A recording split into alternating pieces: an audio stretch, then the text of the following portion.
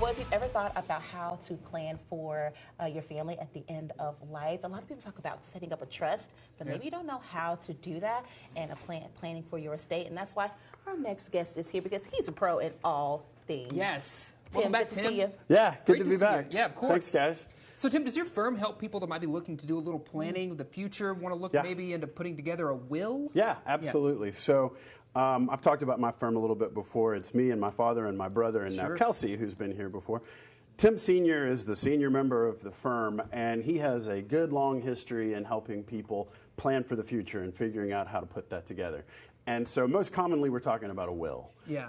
And we've all seen, the movies, like you might remember Knives Out. We've all seen the movies where there's the will reading and the family gets together. Yes. And the solemn moment where everyone's shocked at who got what. And right. So it's maybe not quite like that, but you'd be surprised. A lot of people sometimes are shocked. Okay. Putting together a will is a pretty important thing for anybody who wants to be able to know that what they want to have happen with their stuff is probably going to happen. Yeah. And an attorney can help you with that. We can help you with that. It is a piece of paper, but like most pieces of paper in the law, it has teeth, it has force.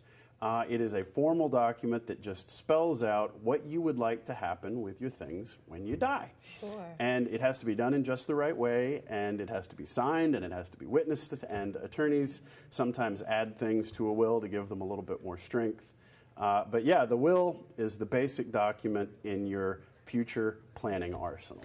Yeah, and I know Jackie talked about this when we opened the segment, but what about a trust? So yeah, something trusts, different, right? Trusts are maybe a little bit more complicated than will. Also, just a piece of paper, a document, a few documents that we can put together, but it is a structure.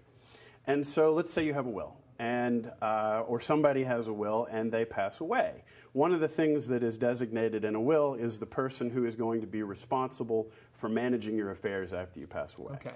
That person will go and hire an attorney, and the attorney will probate the will, which means you actually create a court case in probate. You create a legal structure. It's called an estate, so that you can distribute everything from the will and make sure the debts are paid and everybody gets what they're supposed to get. A trust is a way, among many other uses, to avoid probate. Okay. You can set up a trust during your life, and you can fund it while you're alive, or you can have a will that says how it's going to be funded when you pass away. It's called a pour-over will.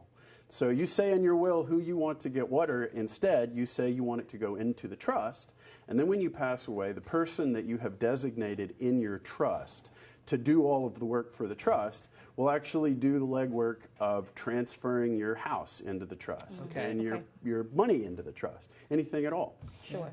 So that's the end of life trust. It's called a testamentary trust, a trust that's created by a will.